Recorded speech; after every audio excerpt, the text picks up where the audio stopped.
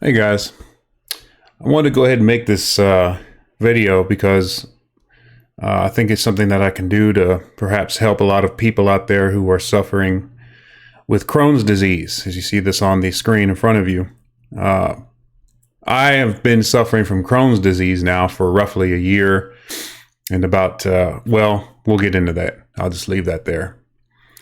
But some of you may have already known that I've been sick, and many people have asked questions. They've wondered how I've been doing. And I thought I'd just go ahead and make a video just kind of talking about what I've been through in the last couple years. It's been a rough couple years. I haven't really been open and public about it. But I thought it would be helpful if perhaps I made a video about that, sort of addressing some of the finer details of what I've been going through. And of course, this is nothing I feel like I owe anybody, of course. I mean, we all know medical information, medical history is private, it's personal, and only the person has the right to reveal that information. So, but I want to go ahead and let it be known, and hopefully it will help somebody out there who's suffering with something similar, or just suffering in general, and just perhaps some general encouragement that could be taken from it. So, as you all know, I'm 40 years old right now. I will be turning 41 here in about 3 weeks. And so I would say that for me personally, I think that I was diagnosed with Crohn's disease in it would have been June of last year. So about a year ago. My GI doctor, I had to switch to a second one. I had one at first in May of last year. It's just, no, we had to move on. And so June, I moved to another doctor, and he was on it right away. He had a plan. He had some diagnostics he wanted to run. He said, we're going to find out exactly what's going on with you. He did, found and diagnosed it. Boom, got it. And I was very thankful for that, because the time leading up to that was extremely impacting on me, if I can put it like that. And so I would say that my symptoms, though, started as early as, I would say, the latter part of 2015. I was in nursing school at the time, and many of my nursing comrades know that can be a very stressful situation to be in.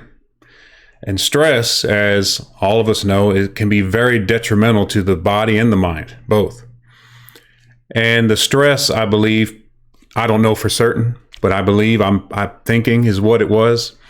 I remember one day I was in my pediatrics rotation. Everybody knows that daunting pediatrics semester, right? And I was on a clinical one day doing a clinical rotation. And I remember I was at the hospital there, and I just had to go to the bathroom suddenly. It was kind of urgent. And I went to the bathroom, and I remember it was a bowel movement, and it just wasn't normal.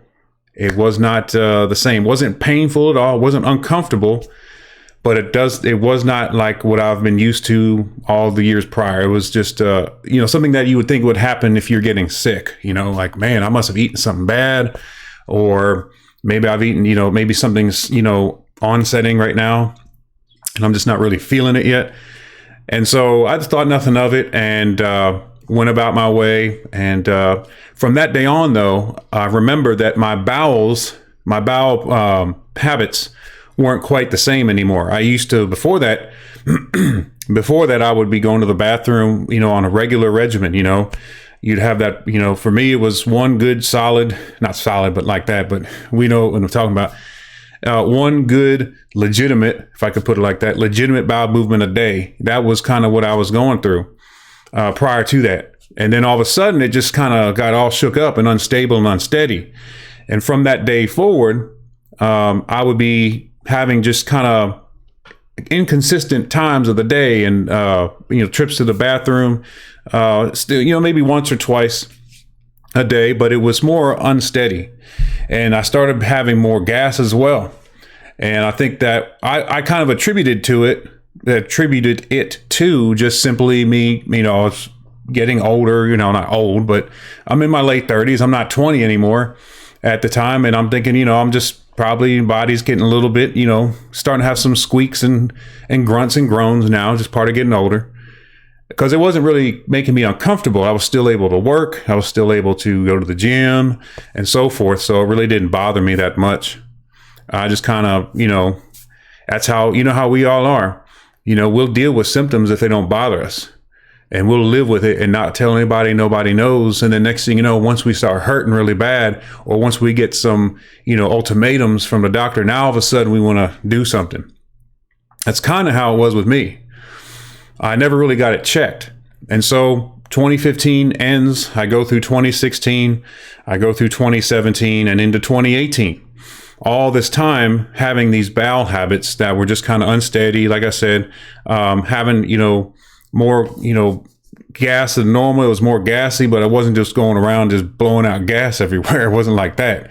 It just wasn't, you know, like it used to be. And so I remember, as 2018 rolled around, 2017 probably, as those 3 years, 2015 going into 2016, 2017, 2018, as those 3 years progressed, I would say I probably noticed a little bit more of the idea of, or the sensation of urgency starting to become a little more common.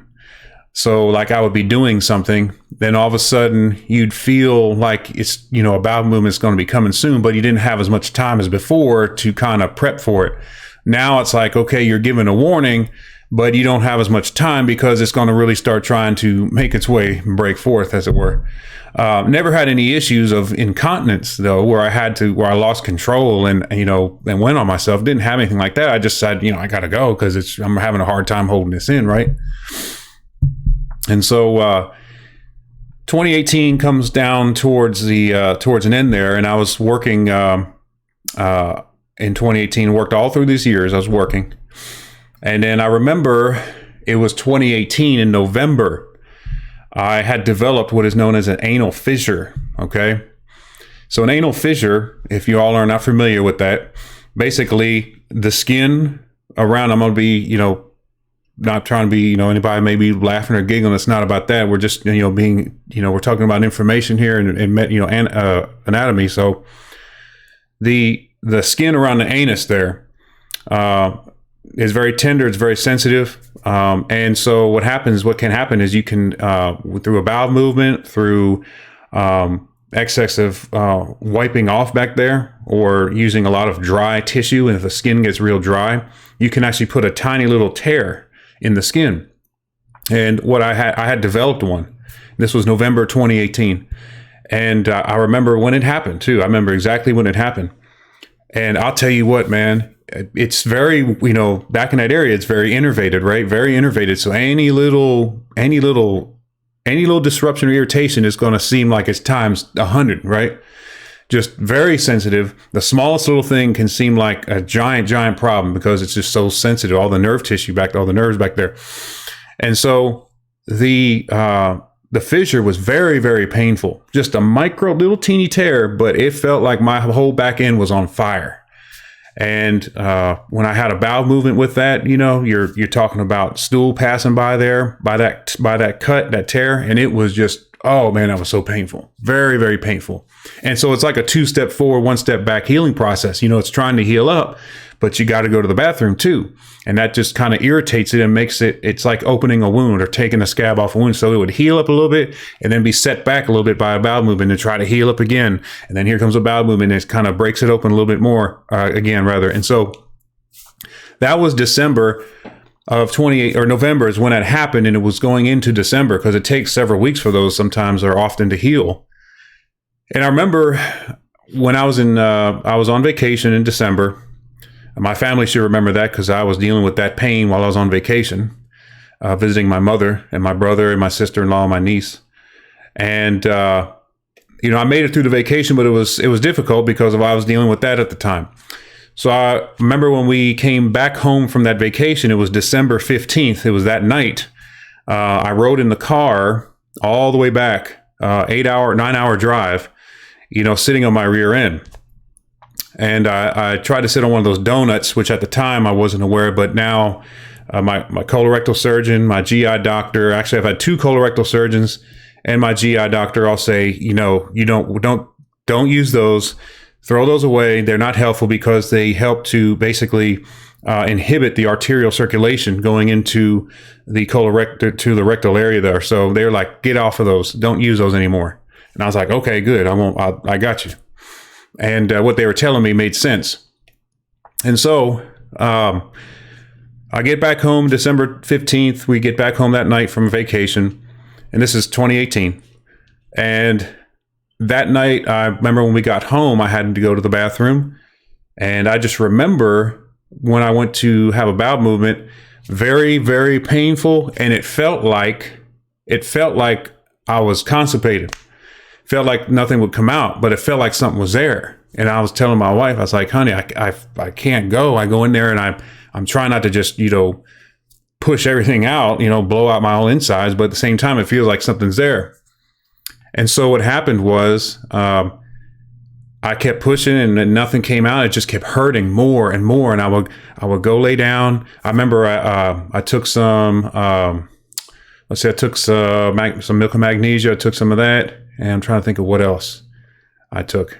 I forget. But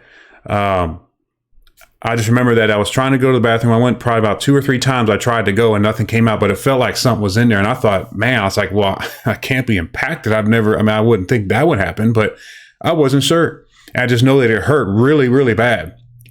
And not just the fissure. I'm talking about the whole area down there was just really painful. And so we went to the ER and I went there. They took an x-ray. Bowels are empty. Nothing's in me at all. And I'm like, man, what's going on? And so I was sent back home. We were there till the early morning that would have been early morning Sunday, which was the 16th. So I'm like, okay, I go back home. It settles back down and I go through the week. Still having issues though. I'm still going to the bathroom at this point. The urgency's there. Having to go when I do go, I have to go quickly or else, it's like I have a hard time. And so I think it was Saturday, the 22nd, I had another bowel movement at the house. And I remember afterwards, it was just very, very painful. The whole back end down there was just really sore afterwards.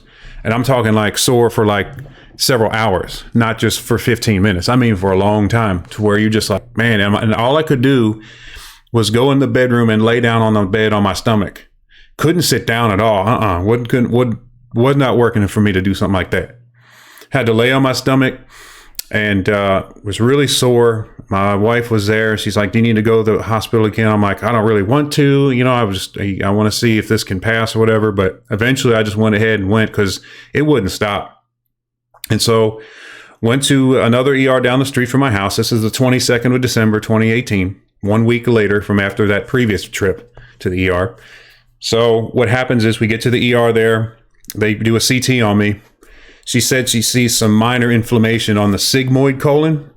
I have some pics here I want to show you all to kind of help you see the anatomy here. Sigmoid colon, I think there's one here. It's more, yeah. Sigmoid colon is basically right here. This section, here's your descending colon coming down on your left side.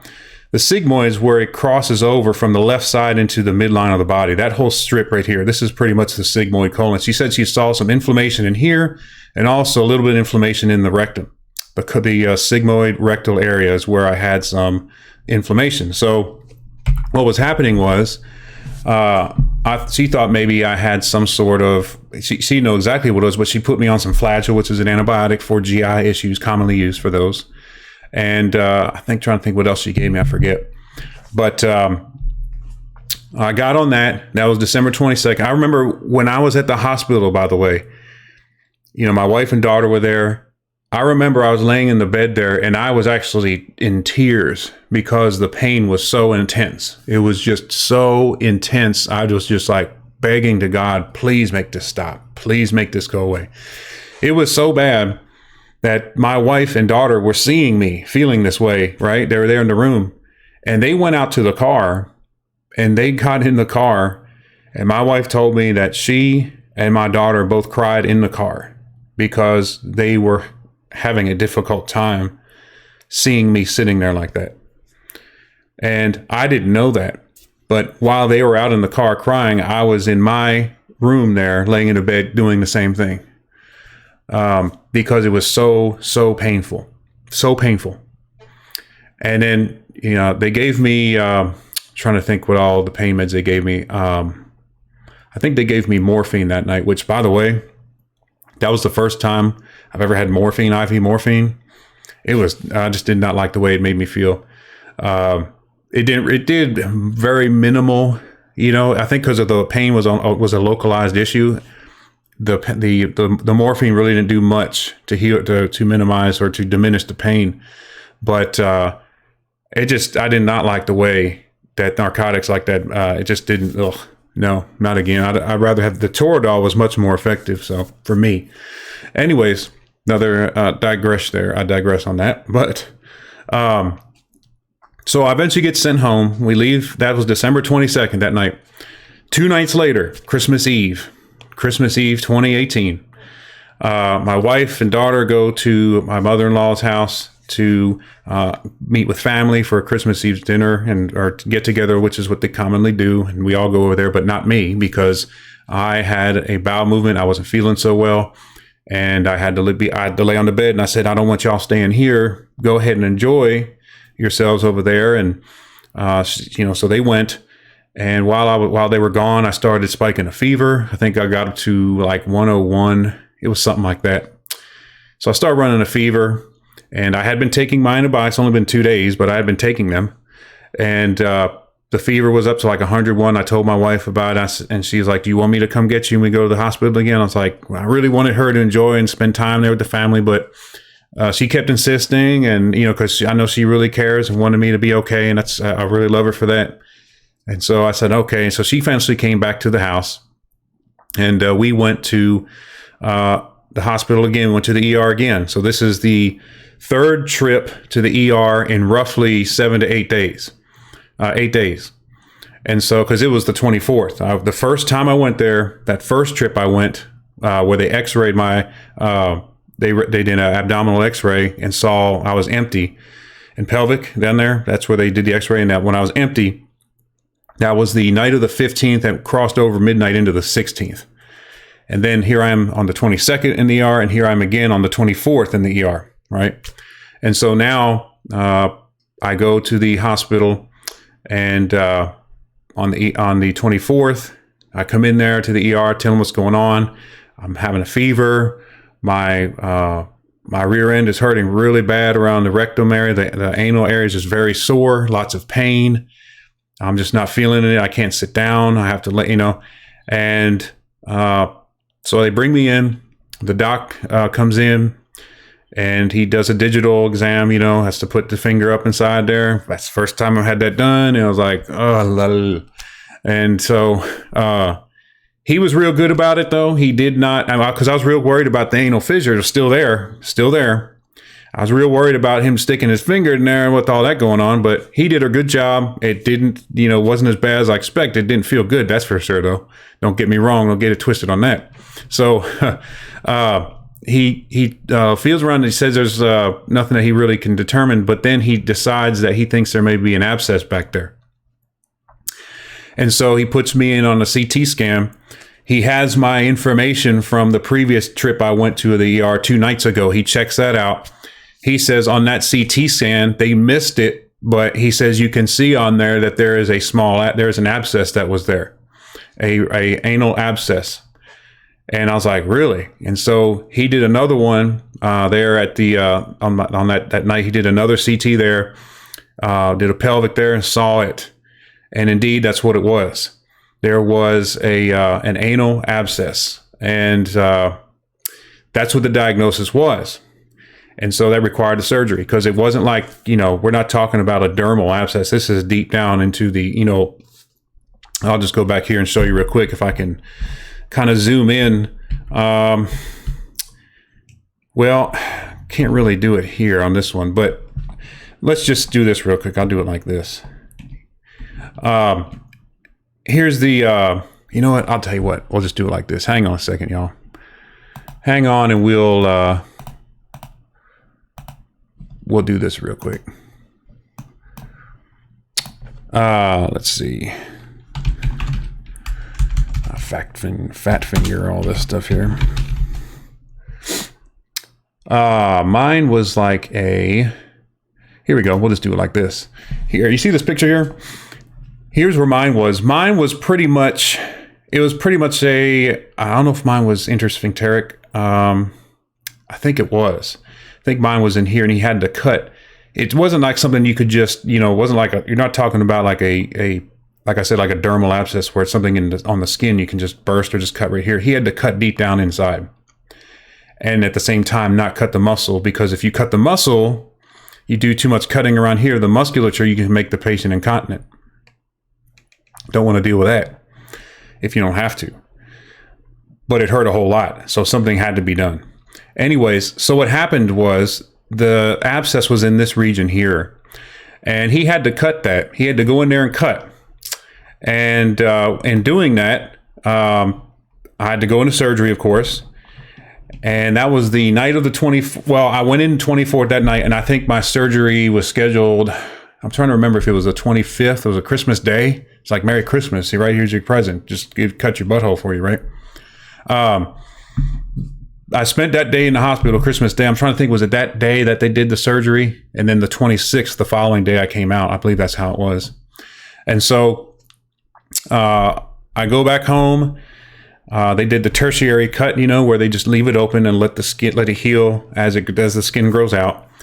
And he cauterized it, of course. And so he did a great job, though, I will say. My colorectal surgeon has done a wonderful job on helping me out.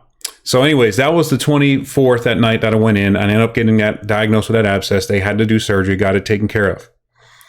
And so what happens is, and this is all what, I mean, walk with me here because we're coming up to 2020. I'm just giving you what this has all been like for me, because this is what I've been going through for the last few years, and it's been a rough ride, as you can tell already. And so come up to the 24th, I go into hospital, surgery. I'm out on the 26th. January 3rd, I had already started feeling some pain again. I talked to the doc and I let him know there's some pain around that region down there again. When I have bowel movements, I'm starting to have that pain that follows after the bowel movement again. I think something may be wrong still. So I go into the ER again on January 4th. So this is now my fourth trip. And I go into the ER and they do another CT scan, and they see that the abscess has now, if you want to say, kind of moved over to the side. It was a posterior midline, and now it had moved over to like it was a right side anal abscess. So you're looking at, let's say if you're looking at the anatomical position there, you're looking at, let's say like 6 o'clock is where the first abscess was, or roughly about a 6 or 5 o'clock position. Now it had moved around to like a 9 o'clock spot. So it had come over, and so he had to cut in there too. And so he cut, so now there's a second hole now. He had to cut again. I mean, that's what you have to do. And so what he did was so he went through that second time, and so he connected the two with what he call a Penrose drain. It's like, it almost looks like a piece of, it's like a straw, sort of like, almost like pasta, but it's not like, it's like a tough rubber though. And what he did was he puts that in there, and he basically leaves it in there so it'll drain without sealing up and creating another abscess again. And so that was in there for a while. And so there's where things, we got the problem down. January 4th is when he did that second surgery. January 5th or 6th, I'm out of the hospital. And this time, by the way, I'm anemic. When I go back to the hospital on the 4th, I'm anemic at this point. I'm now anemic, and I was unaware of that. And when they did the blood work and all before they took me into surgery, they saw that I was low. My H&H was low. And so it wasn't terribly low. I didn't need a transfusion, but it was low enough that I was clinically anemic. And so we go back to what's going on here is that I go home, and I'm supposed to, manage this, surgical site, the incision site, manage that and all that. And for a while, I had a lot of loose stool, a lot of loose bowel movements, and it was still painful when it came out because it was causing me a lot of trouble. It was still, the the spot. What had happened was, let me just point it to you like this too, is that when you had, let me pull this back up here. When I had the, let me see here. Let me go back over here.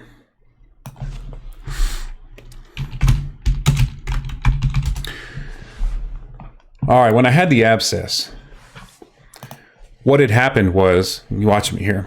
We'll just go here. I thought it was here. There we go. So what had happened was the abscess had developed, right? And so here's the rectum, right? Here's where your stool comes down, right? And comes out. And what had happened was there are little glands here. This might be what they're talking about right here, right? They're little glands. And what happens is there had been a fistula that had formed into where the abscess was.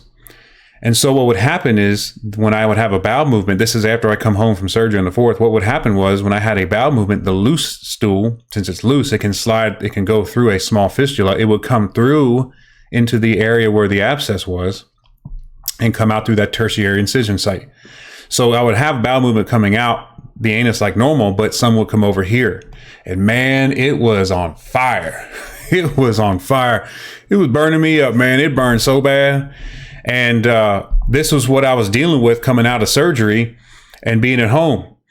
And we're now in January of 2019, okay? Last year. This started the period up until May and June of probably the most troubling period of my life, okay? You think it's been rough at this point, what you've heard so far? It's now getting started.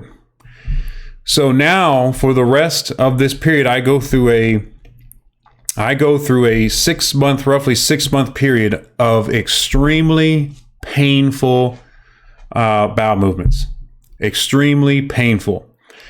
And I'm wondering what's going on. And so what happened is I go back to the colorectal surgeon. He had scheduled me for a colonoscopy on February, I think it was February 6th. Remember, I was in surgery on the 4th or 5th, the second time. And then he says, I want you back here in a month. We're going to do a colonoscopy. And so he wanted to make sure that when he did this colonoscopy, he wanted to make sure that it was safe to go. Because if I had some soreness around there, he wanted to make sure it was healed up a good bit before he went ahead and put a scope in there, right? So I go back on the February 6th, like I said, I go back to the doctor, the colorectal surgeon. He does his colonoscopy. And what he finds is you have some inflammation and you have some ulceration going on in your colon. And I was like, oh, really? And he said, yeah. And he said, I think you have Crohn's disease. And I was like, okay. He wasn't certain, but based on what he saw, he said that's what he thinks I had, because when he did a colonoscopy, see if I can. So you see this little illustration here. You have ulcerative colitis and Crohn's disease. Here's what we'll kind of break it down a little bit. You have what is called inflammatory bowel disease, IBD. It's not the same as IBS, irritable bowel syndrome. That's a separate matter. I would rather have that than IBD. Irritable bowel disease has two primary types. You see on here, many of you probably heard of ulcerative colitis, and others have probably heard, of course, of Crohn's disease. That's this guy right here. I got Crohn's disease.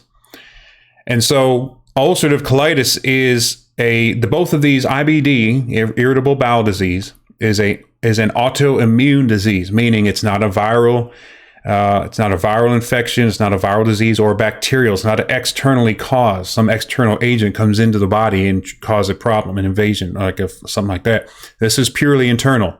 This is an internal affair, if you would. The body is unable, for some reason, there's a system error, if you would, and it loses the ability, at least in certain areas of the body, to recognize self from non-self. The immune system of the body is able to ID the cells. It's a very fascinating subject to get into, by the way, if you ever look at how the immune system works amongst all the various systems of the body. I'll tell you what, powerful refutation of the idea of just purely natural evolution. That's another matter, though. Naturalistic evolution. So we go back to the point here, though, being is that the body, though, the immune system loses the ability, for some reason, there's a confusion, there is an interruption in the standard role the body does in IDing the cells of the body. It's almost like a nightclub. You think about a club when, there's a bouncer at the door and people show their ID and he's like, okay, you're good, you can go in. Okay, you're good, you can go in. If someone comes in, doesn't have an ID, or if there's someone who's caused trouble before, or they don't belong there, the bouncer says, no, you can't be here, get out. That's kind of how the immune system works. It goes around the body, your body, and it checks, when it comes across cells of the body, it checks the cells. There are antigens, little ID markers, if you would, on the cell membranes of your body, and your body's able to check those. It's really cool, really cool. For some reason, though, it forgets to do that, or it no longer identifies certain tissues in the body as self, and it starts to look at them as non-self. And so the response is what? The immune inflammatory response. It's what triggers it. And so these areas of the body are inflamed now, and the body is actually attacking the tissue in this area. And as a result, you have inflammation, you have blood loss, you have multiple problems that can hurt, a lot of bowel issues, a lot of mucus as well. And it can be very, very nasty when you're dealing with it at home. I'll just say that. But also can create a lot of pain as well. And so what was happening was I was diagnosed with Crohn's disease. And so my doc found some ulcers. I remember when he did his colonoscopy, he saw some ulcers up along the descending colon. This here is called the transverse colon, and this is where I had some problems up in here as well. And I remember the furthest one he saw was an ulcer over here in what they call the hepatic flexure. This is where the colon turns, or rather where the ascending colon becomes the transcending or transverse colon. And so in this area right here was the furthest he went, because he thought if he went past this point that he may risk creating a puncture there, or perforation rather, if he extended the scope beyond that. And so he stopped there. But anyways, because of it being up in this area and across here as well and over here, he thought, well, it was an ulcerative colitis, which primarily affects the descending colon, the sigmoid colon, and the rectum. He thought perhaps it was Crohn's instead. Well, he ended up being right, by the way. So what happens was I went through this period now from February, March, and April, and I had to basically find a good GI doctor now, because a colorectal surgeon does not do, he's the surgeon. He doesn't take care of all your, continuing care, right? He can help, and he can help diagnose some trouble that's going on presently, but, for your continuation, that's going to be your GI doctor there. And so I look for a GI doctor. In the meantime, I want to let you know what happens here. When I had these issues up until December 2018, I was about 320 pounds. Many of you who have met me before know that I was I'm pretty tall, but I went to the gym a lot. So, I was pretty muscular guy, 320. I wasn't a fat guy. I mean, I had some, but it wasn't like, stomach sticking out and all that. No. I was a pretty strong guy. In 3 months, January, February, March, I had lost 97 pounds. Just, pretty much like that. 97 pounds in 3 months is pretty alarming. And I wasn't going to the gym at all. Of course, I could not go to the gym at this point because I was still anemic. I was in pain a lot. I wasn't even working. Let me just put it to you this way. I did not have a W-2 for 2019 because I was not able to work at all the whole last year. I only was able to start working again in March of this year. So I was basically unemployed for about 15 months because of all this, and racking up medical bills in the meantime, right? And so during this period, I had gone through tremendous amounts of pain. This period of January through February and March, and I would say even into April and May, I had gone through a lot of pain, a lot of suffering. And for those who go through this, I will basically tell you that I can understand. I'm not saying I have PTSD. I'm not saying that at all. because I don't want to undermine the people who seriously deal with that. But I will say, I know one thing. This definitely had a severe impact on me psychologically as well as physically. Those of you who know me know that I'm a pretty outward guy. I like to talk. I like to socialize. When I go out in public, I make friends with people just like that. People I've never even met before. I'm in a conversation with them in 30 seconds, talking about everyday things. And what happened was that was all shut down. All of a sudden, you're in the house every day. All of a sudden, 25 years of weight training is come to an abrupt end. All that pattern of lifestyle is just hits a brick wall and stops. Every day for you now on is going to be a day of you wake up out of bed, out of a rough sleep if you got good sleep. If you didn't have to get up and go to the bathroom in the middle of the night, you wake up out of bed, you go out to the love seat and you lay on the love seat all day long. And then you get out of the love seat and go back to bed. When you do have a bowel movement, you're in tremendous amount of pain. So every day was like that for me for about 5 to 6 months. And I can only tell you, when you have a sudden life change like that, it messes with this right here. It messes with that in a way that you would not expect. My wife will tell you, seeing me day by day, even my daughter, she could tell, though I wasn't diagnosed, she could tell you, she said, I think you're depressed. I mean, she said that to me more than once, and I think she was right. I think I entered into, depression. I had a very negative outlook on a lot of things. It was tough. It was very difficult. I found myself eating certain things in order for, comfort eating. I was eating sometimes I was trying to eat candies and things like that, just something to satisfy me, to help me look forward to something in the day. I mean, there were times where I would look forward to eating certain things like candy. Like I get up tomorrow and I'm like, I can't wait till this part of the day because that's when I eat this sweet thing or something like that. That was what my mindset was like. That's what I looked forward to when I would get up. Not going to work, not, getting some sort of intellectual fulfillment through reading something or, something like that. Or it was, I'm going to go look forward today to eating something sweet because that's what makes me feel good. That's what my days became like. And I was anemic during this time. You could tell I was pale. My brother and my sister-in-law, my niece came down here at one point and they visited me. My brother, he called me, he's like, I'm going to call you Bones. And, cause he could tell, right away, you could tell my shoulder, my clothes, you could see my shoulders now, you could see my joints now through my clothes. They used to be, you would see the segment of your, you'd see where the muscle is between, from the shirts, like you would see the thigh, or you could tell where a calf is, or the pants are, bulging around a calf maybe, or they're around an upper arm, but now it's like, you can see stuff just hanging on you, just draping on you. There's a lot of baggy room now on your clothes. My pants, they had really gotten to where they were slipping off me. I had lost so much weight. Like I said, 97 pounds, 320, I went down to 223.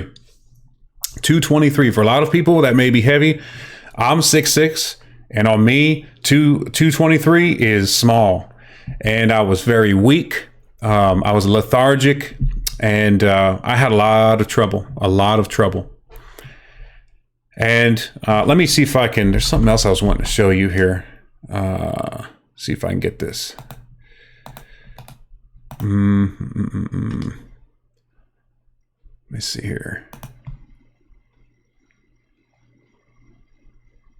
Oh, not that. Let me get back out of here real quick.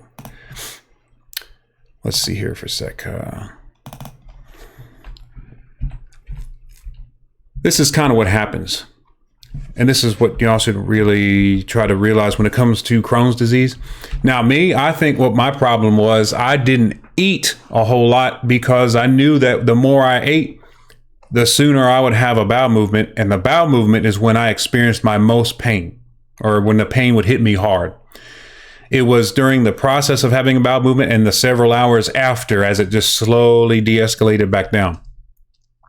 And so what was happening is, let me explain this too real fast. When you have Crohn's disease, like I said, ulcerative colitis, in this one picture right here, ulcerative colitis primarily affects the descending colon, the sigmoid colon, and the rectum. This region right here, as you can see, they have it inflamed. But on Crohn's disease, it can be anywhere along this right here. And I'll just say this further, it can be anywhere along the GI tract, period. So anywhere from the pretty much the mouth or the upper esophagus here all the way down to the rectum and the anus. Crohn's can affect you anywhere. See how they have the little red spots here where there's inflammation and irritation going on? The stomach, you have the small bowel can be affected, and the large bowel. It can be anywhere along the way. And my issues, of course, as you saw, or as I said a moment ago, my issues primarily are in the rectal and anal region here, and some sigmoid. And so what happened was when that December 22nd CT scan, when she said she thought she saw inflammation, the doctor right here, she saw inflammation because that was Crohn's disease firing up. Remember, when I had those abscesses, I was not diagnosed, but with Crohn's disease, I wasn't diagnosed until I went to my GI doctor in May or June of 2019. That's when we did lab results, stool samples, and so forth. And he actually found out, he did MRI as well. And that's when he found out you have Crohn's disease, and that's when he confirmed it. Up until that point, it wasn't known that I had Crohn's disease. It was just known that I had a colorectal abscess or a perianal abscess. And for whatever the reason was, I had a perianal abscess. Well, what happened was before I was diagnosed, when the doctor saw on the December 22nd trip to the ER, when the surgeon there, or the physician rather, saw the inflammation on the CT in this area, she was seeing the Crohn's. It just was not diagnosed as Crohn's yet, but that's what she was looking at. She was seeing the inflammation on there. She just didn't know it was Crohn's disease causing that. And so, and that's why she gave me Flagyl, the antibiotic, but that was not really going to have much of an effect on that at that point, not with Crohn's disease there, no. And so what happens in Crohn's disease, let's tell you this as well. Now, mine, of course, was in the colon, but for a lot of people, they lose a tremendous amount of weight like I did. And what can happen is, now this is the microvilli, which you see in the small intestine, the small bowel. And what happens is you have these little fingers that extend off the wall of the small intestine, or the small bowel. And they're called villi, or intestinal villi, or microvilli, some people call. And so what happens is these little fingers, this is the outside of the intestine. Now here, these fingers extend into the lumen, the if you want to say the pathway of the colon, of the small bowel. These fingers extend out into it.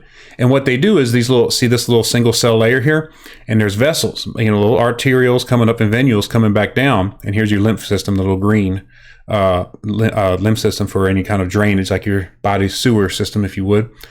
So what happens is, as your body breaks down nutrients and they float along here through the intestine, when the vitamins and minerals and carbs and all that, when they break down, they're absorbed through the cell wall here, or through the epithelial layer here in the villi. And they absorb through here into the bloodstream, and that's how you get nutrition into your body. What happens with Crohn's, and so you can also have this with celiac as well, I guess. But with Crohn's, what can happen is you'll have these inflame, these little villi, as we just saw in this picture here. These little villi can become inflamed like this here. What happens when they become inflamed is they lose their ability to absorb and function. They don't function like they're supposed to. The functionality decreases. And so now what you have is a malabsorption of nutrition. So you'll be eating food, but the nutrition is not being absorbed like it ought to. So a lot of it passes through you, and people begin losing a lot of weight because they're not drawing in the nutrition. The food is just more or less passing through them, much more so than it did before. Because, none of us absorbed all the nutrition out of your food that you eat. You don't absorb all the nutrition. You absorb, most of it, or a sufficient amount. I'll just say that. But when you have inflammation going on, that amount, the ability to absorb is diminished. And that's when you have people suffering. Now they start losing weight and it's not because, they're not eating necessarily. It could be partly because of that, but it's also can be very much likely because they are eating, but their body's just lacking the ability now to absorb because of the inflammation. I think in my case, it might have been more or less because I wasn't eating as much, because my inflammation was down low in the colon. As you saw, as I said a minute ago, it was in the sigmoid, in the rectal area, in the anal. It wasn't really so much up in the small bowel where absorption is. And the reason why I think I lost so much weight was mainly because I wasn't eating, for fear that when I ate, the more I ate, the quicker or sooner it would bring about a bowel movement. And that's when my mind is thinking the bowel movement, that's where all your pain is. So I was avoiding eating as much to try to avoid that painful episode, that painful situation. And so that painful situation went on and on for several months. It was just a horrible, horrible trip. Every day I just dreaded going to the bathroom. I'd be in tears. You could tell my wife and daughter, or you could ask my wife and daughter, I would go in the bathroom, and when I had a bowel movement, I would hold a towel, like a bath towel, over my face or over my mouth.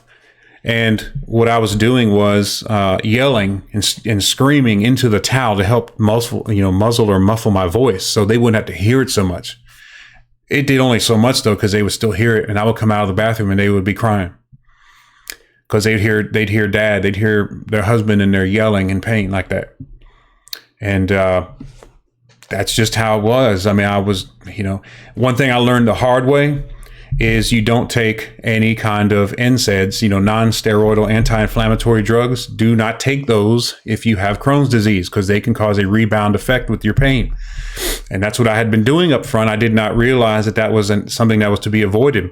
And so I had been taking Motrin, and that could have been very much prolonging the painful episodes I was having after I would have a bowel movement. And so, moving on though, eventually over time, I saw the GI doctor in June of 2019. He did blood work. He did a stool sample, and that's where he confirmed it. So he put me on a plan. We tried Humira first. That was with my first GI doctor, which she was no.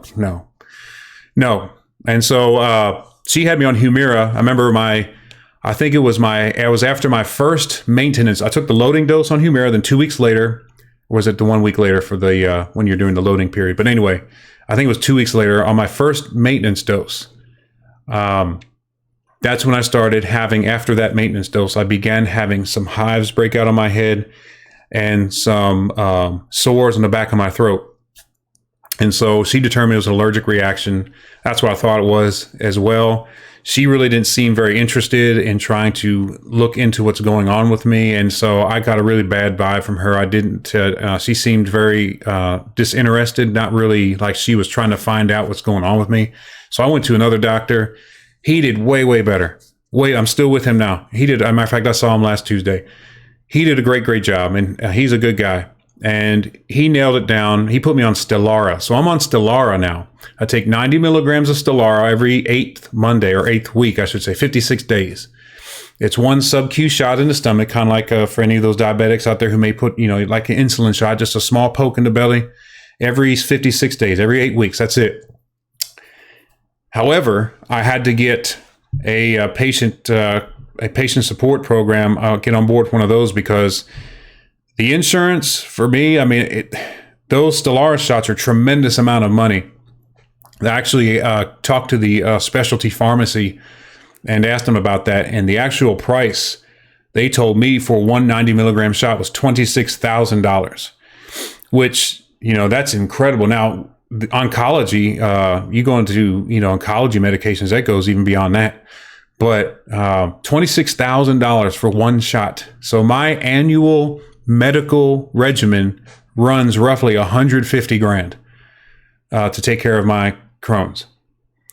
And thankfully I have insurance, which still, with the copay, it's still several $1,000s.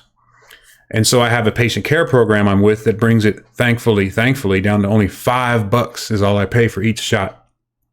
And that's a blessing, because I need it. And what the Stelara does, like many of you have seen that, and you've probably seen Humira, of course, and TVO. Those are different medications that they advertise on TV. And what they do is, the goal of them, it's a biologic medication. That's why they're so pricey. They're basically the leading technology right now that they have as far as medication management of Crohn's and ulcerative colitis. And what it does is basically it interferes with the inflammatory process. That's what it does. So your body is trying to inflame a certain area of itself. The immune system is trying to inflame a certain area of the body, and the immune response, and the body basically interferes with that. But the only side effect, of course, with it is that it's not a selective interference. It just interferes, period, on a general level. So it interferes with the immune response overall. And so I am a immunocompromised person because of that. And particularly upper respiratory. That's where I am most susceptible to infections. Thankfully, I haven't had anything yet. So good news now, after all that, since I've been on that, I started the Stellar of July of last year. I've been staying on that, on point. Been checking in with my doctor, my colorectal surgeon.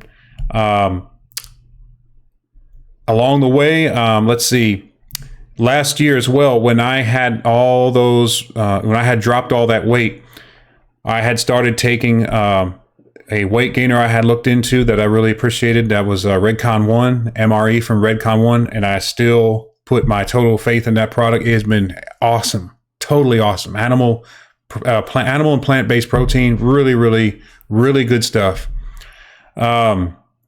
Anyways, matter of fact, if any of y'all are into the strongman world, Brian Shaw is a big advocate now that they sponsor him.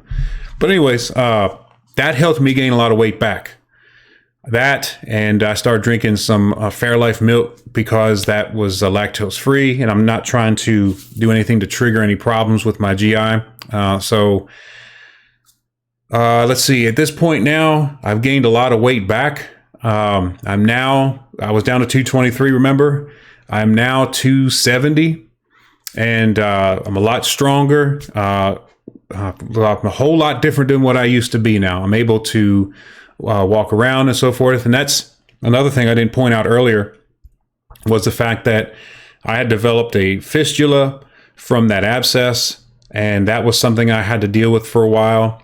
That was creating me problems. It was sore in there every time when I had a bowel movement. Like even if I stood up, when I would, just standing up, I don't know if it was from the gravity and the venous pressure from gravity or what, but just the whole pelvic area down there, when I was standing up, it's like it was just sore. There was like a soreness that would be set in down there. And I had to lay on my stomach pretty much all the time in order to alleviate or to relieve that discomfort or even pain. And it would be worse after I have a bowel movement.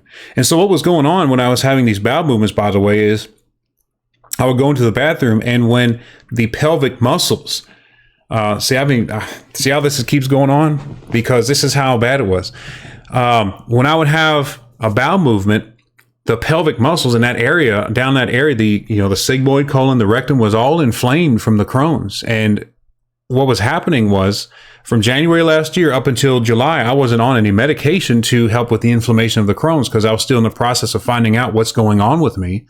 And then on top of that, getting some medication management, which Stellara, by the way, all those biologic medications for IBD to reduce that inflammation, that doesn't happen overnight. It's not like you get a headache, you pop some Tylenol, 30 minutes to an hour later, you're feeling a little better. No, this is something that takes weeks and weeks, if not months, or even a year to have a good, significant effect on somebody. It takes a long time to curb these things, to curb IBD when you're able to do it. And so what was happening was, when I would go to the bathroom, when I have a bowel movement, I was pretty much what was happening was I would, the inflammation down there, I think, was triggering the musculature of that area to involuntarily contract, almost like a woman during labor. The uterine muscle contracts and she pushes with the contraction, right? And so what happens is, when I was having a bowel movement, those pelvic muscles were pushing, and they were doing so involuntarily. And I think partly because of the inflammation. And what was happening was they were pushing extremely hard on their own. I couldn't stop it. It was really weird. It really was weird. And because of that, it was making me very, very sore, extremely sore down there. And there were a couple times, and this was after all the surgery, this was while I was trying to recover, that I had some bowel movements, and the contraction of the muscle was so intense that everything was pretty much, like spasmed afterwards. And I was unable to void, if any of those who are unfamiliar with that term, that basically means to urinate. I was unable to void because you know how when you void, you have to relax the muscles and everything comes out, right? I was unable to relax. They were just seized up, like they were spasmed. And there were times where I had to go to the hospital and actually get a catheter to drain my bladder. because I could not go. If I waited long enough, it would eventually, the musculature would eventually relax. But sometimes your bladder's filling up too fast and it's filling up quicker than your muscles are relaxing. And, I'm not trying to cause any kidney damage or anything like that by holding. You don't want to do, I couldn't hold. I wasn't trying to hold. It just wouldn't come out. And so I was having what they call it retention, by the way. That's what was going on. And as the Stellara has taken effect over time, and the inflammation has stopped, if not stopped, but it's come down. As things started getting better, I noticed there was not so much of that spasming afterwards. And so over time, I got to where now I don't have any problems with that now. And thankfully, as of Tuesday last week, I was able to get my blood work back, because what they do when you are what they check to see if you're clinically in remission for Crohn's, they will check your CRP levels in your blood, the C-reactive protein. And they will also check in your stool for a substance called calprotectin. And they check those two levels. Those are inflammatory markers, meaning if they are above normal, if they are high level, that means you are currently having a systemic inflammation of some sort, a significant inflammation in the body. Well, mine, when I first went to the GI doctor last year in June, they were both high. I think my calprotectin was in the thousands. It was high. And so now what happened was I took my C-reactive protein a few weeks back. That came back normal. And then Tuesday last week, my calprotectin was normal. So thanks to that, I am now clinically in remission. And that's why I kind of wanted to title this video, talk about Crohn's disease from diagnosis to remission. This has kind of been my journey. I could say more. I know it's been a long video already, but I wanted you guys to just kind of see what it's been like. And it's really had a lot of effects, but last year was a very tough year. And there are even times, I've told my wife, there are even times where when I will go by certain aisles in the store, there are certain candies I ate. Remember I talked about the candy, eating certain candies to make me feel better. I remember a few weeks back, I was walking down an aisle and I looked over and I saw one of you remember the trolley gummy worms? Those are good, right? I was eating those and I saw the bag of those hanging on the shelf.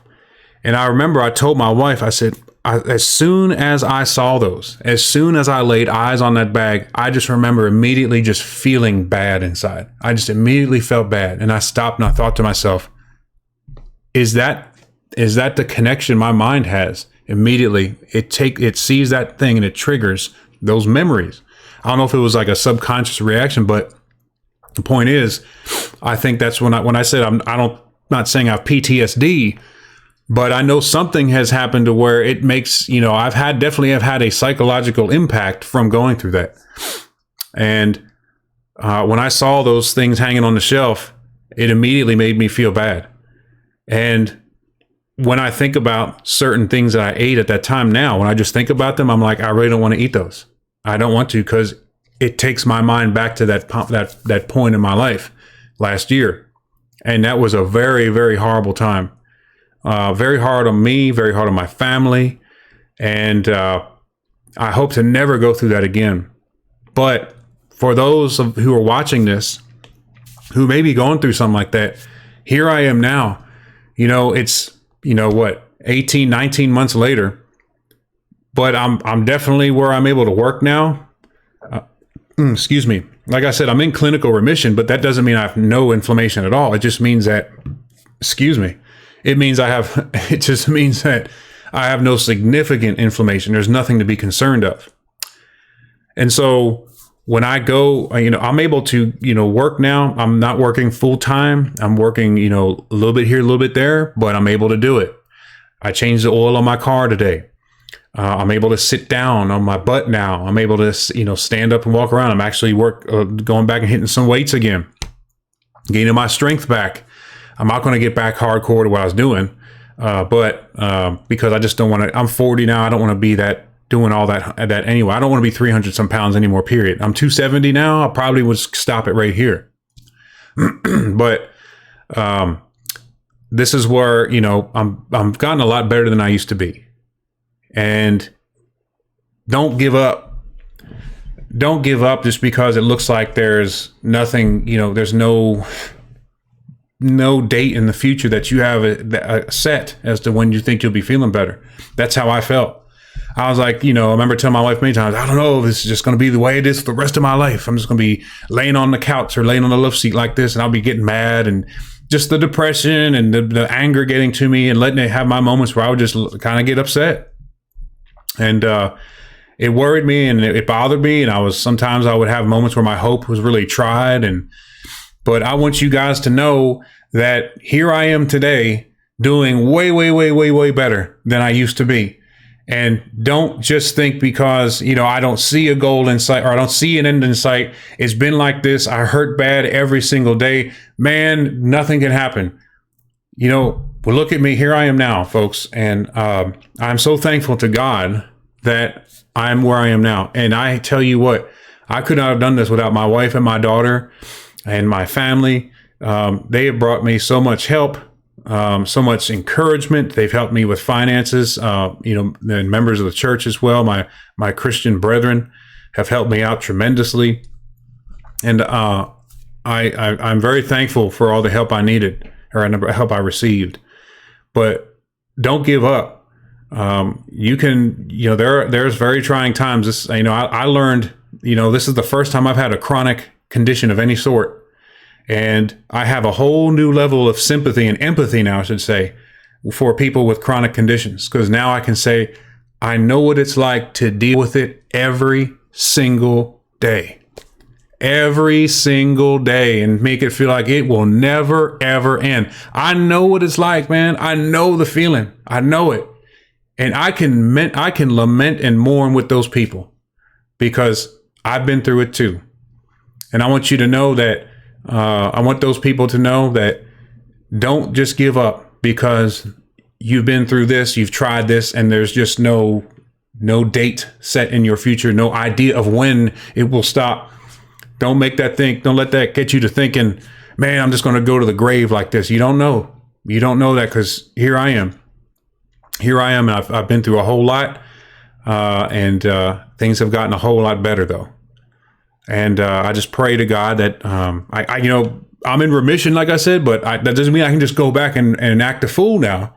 If I go back out there and put myself into very stressful environments, that can cause, trigger a flare up.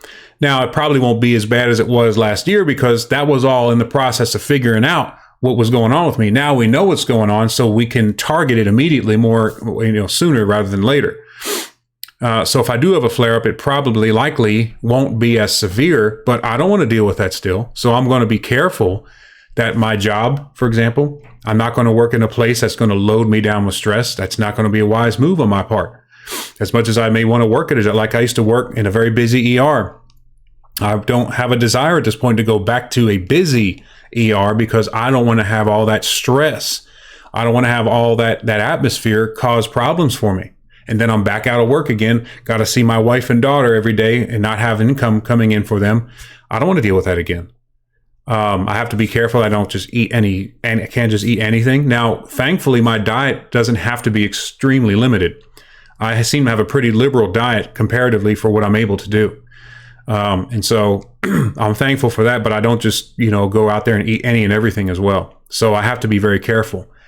But anyways, that's kind of my story. I know it's been a long video, and I didn't have really any goal of how long it would be. I just wanted to make sure I got there and just kind of gave a good overview of what I've been through, and so people can see what I've been through. It's been a long trip, lots of tears, lots of blood, in a way you probably don't care to think about any longer than you have to. A lot of pain, lots and lots of pain, a whole lot. A lot of guilt, too. Seeing your family, seeing your child, seeing your spouse sitting there upset, trying not to feel like I'm causing them to feel this way. That's a struggle, too. Especially when it goes on all the time. I mean, it wears you out. It really wears you out. And But this has been quite an experience for me. It's been quite an experience for my family. And just pray that this continues to keep on the up and up, and that we pray that things will keep going this way. And I think she's coming home right now. Got to run. So I appreciate y'all taking the time. If you've watched this whole video, good for you. I'll give you a round of applause. And any comments or any questions you have below, please put them in and I'll try to answer those if I can. And I will talk to y'all later. Keep watching my channel. I'm going to be putting videos up, and we'll get back to Hebrew Israelites and all this other stuff I got planned. Abortion. I got a whole lot of plan coming up. It's just getting started. So, and my wife and I, our series on racism in America. So keep watching. I appreciate y'all. Hang in there. Be faithful to God. Don't ever give up. Hang in there, and we'll see you on the next one. Bye.